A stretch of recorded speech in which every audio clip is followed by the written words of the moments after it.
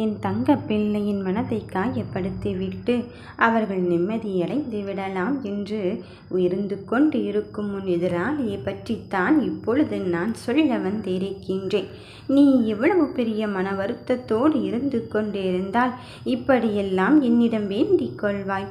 உன் மனதில் ஆராதரணத்தையும் போராட்டத்தையும் ஏற்படுத்திவிட்டு அவர்கள் நிம்மதியாக இருந்துவிட்டு அவர்களுக்கான வாழ்க்கையை வாழ்ந்து கொள்ளலாம் என்று நினைத்து கொண்டிருப்பவர்களின் மத்தியில் நான் உனக்கான விஷயத்தை செய்வதற்குத்தான் வந்திருக்கின்றேன். நீயோ யாருக்கும் எந்த கெடுதலும் செய்யாமல் ஒரு எறும்புக்கு கூட துரோகத்தை இழக்காமல் உனக்கான பாதையில் தெளிவாக சென்று கொண்டிருக்கின்றாய்.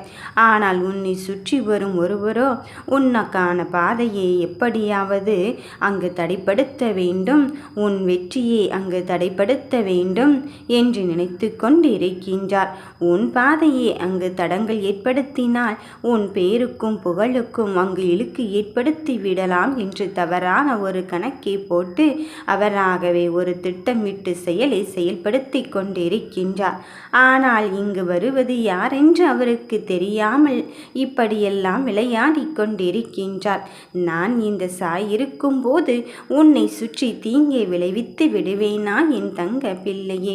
உன்னை சுற்றி எத்தனை பேர் தடங்கல்களை மட்டுமல்ல கெட்ட எண்ணத்தோடு நெருங்கினாலும் சரி, அவர்கள் நிழல் கூட உன்னை நெருங்கவிட முடியாத அளவுக்கு உன் வாழ்க்கையை நான் பாதுகாப்பு கவசத்தில் வைத்திருக்கும் போது, நீ இந்த சாயின் கருவறைக்குள் பத்திரமாக இருக்கும்போது அவர்களை பற்றி கலங்காதே.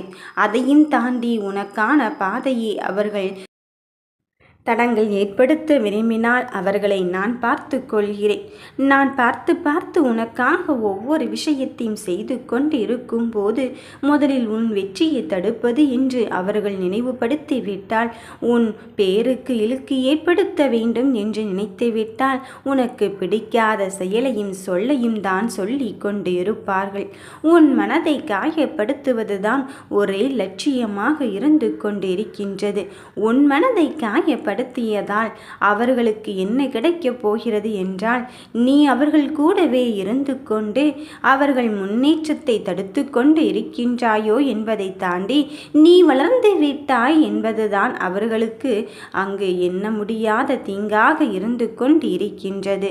நம் கூடவே இருந்துவிட்டு நம்மை விட முன்னேறி விட்டாரே என்பதனால் தான் உன் பெயருக்கும் புகழுக்கும் இழுக்கு ஏற்படுத்தி உன் மனதை காயப்படுத்தி விட்டால், உனக்கு பிடிக்காத சொல்லை சொல்லிவிட்டால் நீ எடுத்துக்கொண்ட லட்சியத்திலிருந்து பின்வாங்கி விடுவாய் என்பதில் அவர்கள் உறுதியாக இருக்கின்றார். என் பிள்ளையே, அவர்கள் என்ன வேண்டுமானாலும் எப்படி வேண்டுமானாலும் சொல்லிவிட்டு போகட்டும். நீ உனக்கான பாதையில் தெளிவாகத்தான் இருந்து கொண்டு இருக்கின்றேன் என்பதை அறிந்து கொண்டு நீ லட்சியத்தோடு செயல்படு.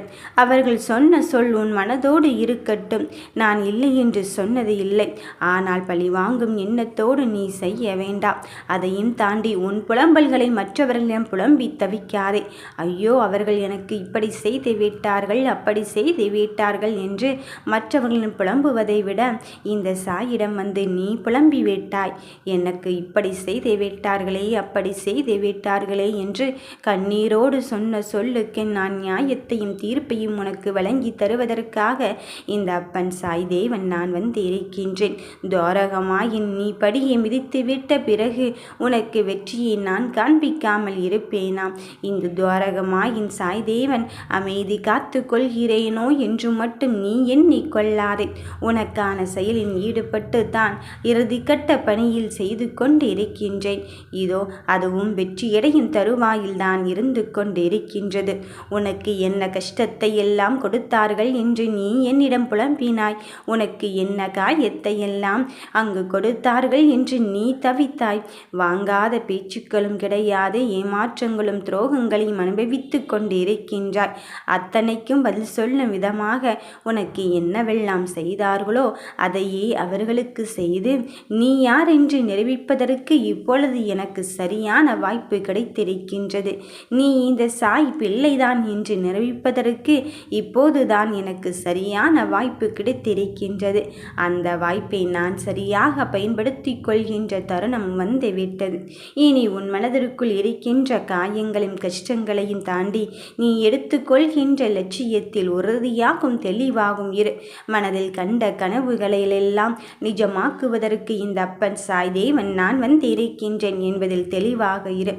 எந்த ஒரு லட்சியத்தில் இருந்து பின்வாங்கி விடாமல் இது எனக்கானது, அதனால தான் என் அப்பன் சாய்தேவன் எனக்கு இந்த பொறுப்பை தந்திருக்கின்றார். நிச்சயம் இதிலிருந்து மீட்டு கொண்டு வருவதற்கும் அவர் ஒரு வழியை வைத்திருப்பாய். அந்த வழியை தேடுவதற்கான தேடலில் இறங்கிக் கொண்டு இருக்கின்றேன் என்பதில் உறுதியாகும் தெளிவாகும் இரு. எப்பொழுதுமே என் பிள்ளைகள் நான் என்னும் அகங்காரத்தை விட்டு விட்டு என் காலடியில் எப்படி சமர்ப்பிக்கிறார்களோ அந்த நிமிடமே அந்த விஷயத்தில் நான் அவர்களுக்கான வெற்றியை கொடுப்பேன் என்பதுதான் நிதர்சனமான உண்மை. நான் தான் கஷ்டப்படுகிறேன் என்று எண்ணிக்கொள்ளாதே. இதில் நான் என்பதை மறந்துவிடு. நல்லதோ கெட்டதோ என் அப்பன் என் சாய்தேவன் பார்த்து கொள்வான் என்றிரு.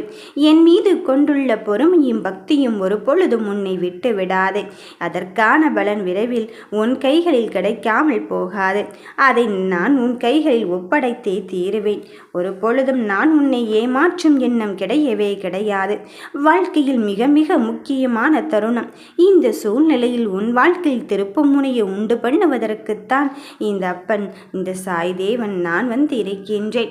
பிரிந்துவிட்ட உறவுகளை பற்றி கலங்கி நின்று தவிக்கும் என் தங்க பிள்ளையின் வாழ்க்கையில் இப்பொழுது நிம்மதியாக இருக்கும் தருணத்தை கொடுப்பதற்குத்தான் வந்திருக்கின்றேன்.